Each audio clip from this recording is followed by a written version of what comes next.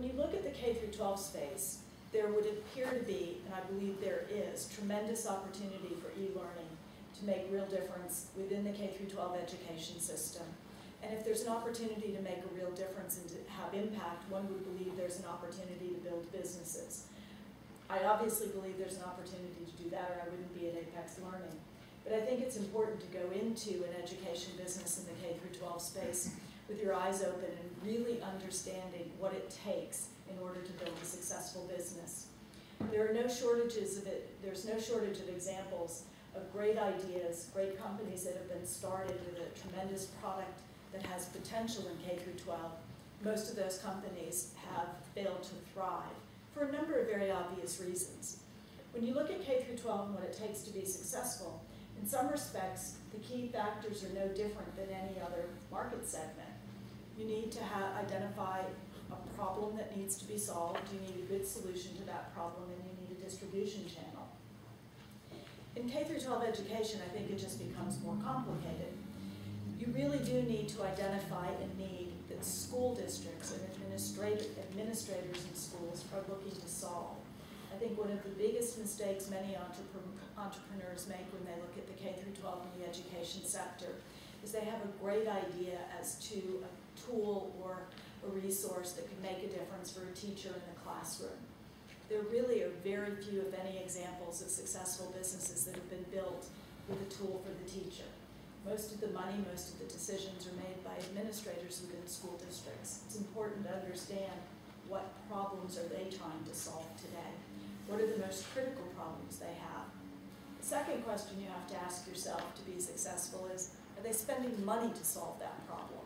There are a lot of problems that school districts have that just don't have funding associated with them. Within education, funding is very challenging, not because there isn't money there. There's a great deal of money in public education, but money is constrained in terms of how it can be spent in many cases.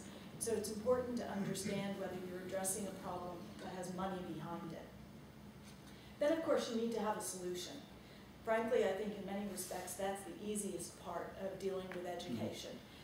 There are tremendous opportunities for e-learning to make a difference in education and solve very real problems. The next big challenge you have, I believe, in K through 12 education is distribution. There are no proven alternative distribution channels for most products. It is expensive, yet necessary to build a direct sales force. It goes back to making sure that you've identified a problem to solve that has money behind it and a solution that commands a high enough price tag that you can build that successful direct sales force. Direct sales forces are expensive. You need to have a price tag that goes along with it. The education business, K through 12 in particular, has a great many challenges associated with it, but it is possible to build successful businesses if you can identify a problem that needs to be solved, one that schools are spending money on, and if you have one other key ingredient, and that's patience. You need to have patience, and you need to have patient investors. There's no shortcut to building a successful business in K through 12 education, at least not one that I've ever found, and I keep trying. And if I can find one, or if any of you have the key, I'm still looking for that shortcut to building a successful business and accelerating revenue growth in K through 12. And I would say there's one other ingredient that I have found very helpful, my team finds very helpful, and that is, and I think it's what brings many people into education as a market, what brings many people to companies like ours, is we have a passion for education. We have a passion for what we do and for the results. And that passion, I think, is extremely important because it sustains you, certainly in our industry. That passion for what you do and the impact that you have on students, on the lives of students, and the opportunities that education can create for them. The passion that you bring to that helps to sustain you as you need to be patient over a long period of time as you build your direct sales force, build your product, and build your revenue. Exquisitely put, and I think other than feeding people, educating people, there's something super magic about that infuses every aspect of this industry. Suresh, when we were talking this afternoon, there was a couple of topics that we surfaced that are fairly unique in certainly this panel to your business and very exciting. One is the use of kind of social media techniques in a business, and the second is the fact that much of your customers exist outside of North America, where we collectively think there's kind of a rich vein of opportunity for people. So perhaps you could talk about your experiences in those two areas. Yeah, sure. So, the English language learning space is actually a huge market. It's about $100 billion market opportunity. Can you hear me in the back? Yeah. Okay. I thought somebody raised their hand. So, okay, good. So it's a very big opportunity on a global basis. In most countries, where there's demand for learning English, people can literally double or triple their income by learning English.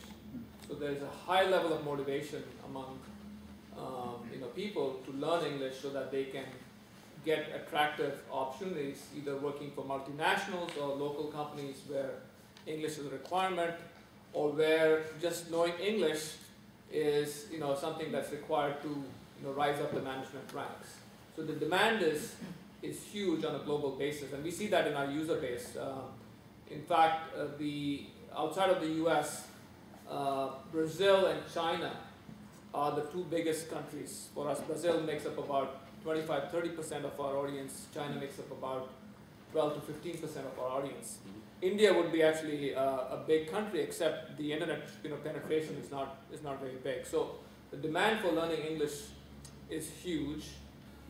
We saw a huge opportunity to leverage the whole broadband internet penetration phenomena and disrupt this market, because in most countries people learn some English in middle school or high school, but really can't speak to save their lives. And they're typically taught by non-native English teachers. It's a very much a cram school type of approach. And while they can take a test like TOEFL and do well, they can't really speak conversation, which is really what's required to be successful in getting a job and so forth. And so we saw this huge demand for learning English, and also the lack of proper educational resources. And we felt that given that the way language is truly learned is by interacting with native speakers, is that we could take advantage of this internet penetration, the whole phenomenon of social networking, where people were comfortable interacting with each other, with their friends, but also with strangers in a community environment. And if we could provide a system where you could get access to really high quality content around learning English or other languages, but then we could also pair you up with native speakers around the world where they're helping each other, that could be a unique approach that could disrupt the market. And what we found is that the approach really worked. People really enjoyed the aspect of interaction with native speakers. It was helpful to them in two ways. One was keeping them motivated. If I can learn and practice and improve and get feedback that, hey, you're doing well, here's how you can improve, etc. That was really very important. And secondly, it was an opportunity for them to interact with a native speaker without having to travel to a foreign country, and get access to teachers as well who could help them learn the language. So all those aspects came together to really make this value proposition really stick with the audience. But as well as uncovering a tremendous potential customer base, yes, there are also challenges, right, doing business internationally. Can you talk a little bit about that? Yes, so there are many challenges to doing business internationally. The biggest challenge, in terms of a business model, is how do you collect money? We all use in the United States to consumers readily taking out their credit cards, which is primarily credit cards or PayPal are the primary methods that people are using to pay for some content services. Internationally, it's a very different challenge because a lot of people either don't have credit cards or have local credit cards and they cannot transact in US dollars. So we are a US based company. We can't just go out there and say, pay us $20 a month. We have to put that in pesos or in Brazilian reais, etc. Fortunately for us, there are global payment providers who are providing more and more solutions. There are cash payment methods. So in Brazil, there's a very popular method called Boleto Bancário, where you can take a, we can allow the user to print out a receipt, they can go to a bank and pay with cash, and then the bank pays us. But still a challenge because of payment methods, the difference in income levels and so forth. Sure. But there's clearly a huge demand. It's a big market, people are willing to pay a lot of money. It's a matter of time before they get used to paying online. Yeah, great insights. So I've saved the money guy for the end, just to keep you on your toes. Jason, Cheryl said that the learning sector is hot right now. Ben said there's never been a better time to start a company, in his opinion. What's your perspective? What are you looking for in terms of investment opportunities and exit strategy? Education investing is hard. I mean, this is kind of, I think it's been called the stepchild of the VC world.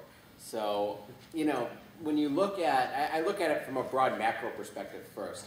I mean, in the US, entitlements are rising. It's kind of crowding out education spending. And, frankly, in a lot of areas, especially when you're dealing with institutions, you're facing budgets which are being crunched. So I look at international first and foremost as where 80 to 90% of the equity value creation is going to take place over the next decade. So you kind of look at the trends. In the US, education is 8% of GDP. In China and Brazil, developing countries, roughly 3%. The gap will close. And, frankly, how many auto mechanics are going to be trained in China, Brazil, and India alone over the next, 20 years? Not to mention chefs, not to mention, name any vocational field. Largely that's filled with the for-profit college sector in the US. How many parents are going to send their kids to private school, Montessori preschools, get test prep so they can get into universities? It's all greenfield overseas. So the amount of opportunity there to, not do innovative new technologies, but merely take business models that are in the U.S. and adapt them to the local market is where a lot of the equity value is going to take place.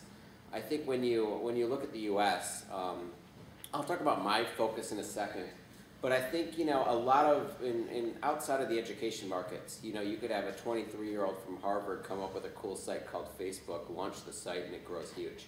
In the education market, a 23-year-old can't, on a shoestring, launch a site and have it grow huge. It's just more complicated than that.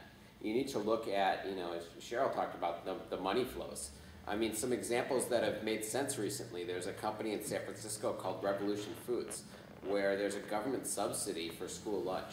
They basically have figured out a way to deliver healthy school lunches for the same price that companies like Cisco develop unhealthy school lunches. And it's grown very nicely. There's a company called Presence and where I'm getting, I'll give you a couple examples. Where I'm getting is you need to figure out kind of where you can actually scale a business. There's a company called Presence Telecare. It's a really early stage startup, but it's interesting. They have people in home agents across the US who are speech therapists, and they essentially school districts are required to provide speech therapy to students who are struggling, and the difference in labor costs between Iowa and New York are huge. So if you could do it by distance, school districts can save a lot of money. So within, when you're looking at institutional sales, both K-12 and college, you have to look for kind of creative places where you can make a difference to the people making the decisions. The area we focus on most in the US is post-secondary. There's 13 publicly traded post-secondary companies, multi-billions in market cap in that area. And essentially you have a problem where in California, state colleges are cutting back on the number of enrollments. So the release valve is the for-profit world. Now you see a lot of headlines around that world about things that aren't done properly. I think there's a big gap between players who are very focused on student outcomes and companies in the space who are more focused on frankly just maximizing current cash flow. So what you're going to see going forward is the people who are able to educate students, get those students placed into careers that are relevant through relationships with employers, and to keep the students in school are going to be companies that are going to win in that area. So it's hard to find good companies to back there, but that's primarily in the US where we're looking. Great, awesome. Guys, great insights across a really kind of broad spectrum of opportunity in what we can kind of broadly call the e-learning space.